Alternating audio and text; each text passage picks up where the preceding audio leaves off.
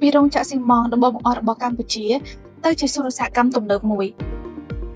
ក្រុមហ៊ុន Huaxin កំពុងពង្រីកអនាគតឧស្សាហកម្មនៅកម្ពុជានៅថ្ងៃទី4 ខែឧសភាឆ្នាំ2026 ឯក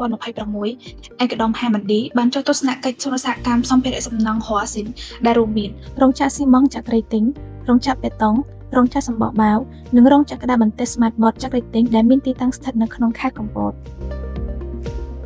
ដំណើរទស្សនកិច្ចនេះផ្ដោតទៅលើការពង្រឹងសមត្ថភាពផលិតពង្រឹងភាពប្រកួតប្រជែងពង្រីកការវិនិយោគនិងស្វែងរកឱកាសសម្រាប់ការនាំចេញ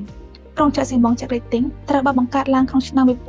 1961ទីតាំងនេះត្រូវបានវិនិយោគឡើងវិញដោយក្រុមហ៊ុន Huaxin នៅក្នុងឆ្នាំ2012និងបានអភិវឌ្ឍជាសួនឧស្សាហកម្មដើម្បីផលិតនិងផ្គត់ផ្គង់សម្ភារៈសំណង់សម្រាប់គម្រោងនានានៅកម្ពុជាក្នុងរយៈពេលជាមួយទសវត្សរ៍ក្រុមហ៊ុនបន្តវិនិយោគរយៈពេលវែងនិងធានាការផ្គត់ផ្គង់មានស្ថិរភាព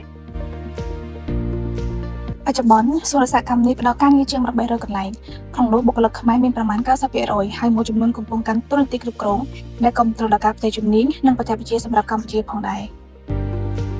ឯកឧត្តមបានកោតសរសើរនិងបញ្ជាក់ថាការវិនិយោគនេះបង្ហាញពីទំនុកចិត្តទៅលើស្ថិរភាពសេដ្ឋកិច្ចនិងសក្តានុពលរបស់ប្រទេសកម្ពុជា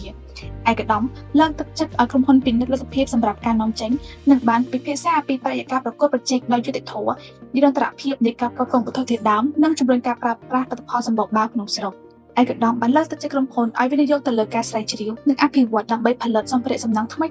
ដើម្បីកាត់បន្ថយការពឹងផ្អែកទៅលើផលិតផលនាំចូលព្រមទាំងដើម្បីបង្កើននវានុវត្តន៍និងការប្រើប្រាស់សំណល់ឡើងវិញសួនឧស្សាហកម្មសម្ភារៈសំណង់ Huaxin កំពុងរួមចំណែកដ៏សំខាន់ក្នុងការលើកកម្ពស់ឧស្សាហកម្មនិងសេដ្ឋកិច្ចនៅកម្ពុជា